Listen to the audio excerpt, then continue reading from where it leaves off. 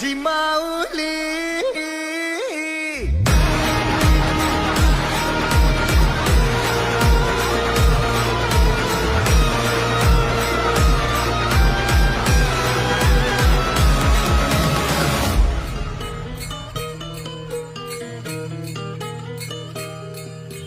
पाषाण तांदळा करले डोंगर आई तू बसली हाय.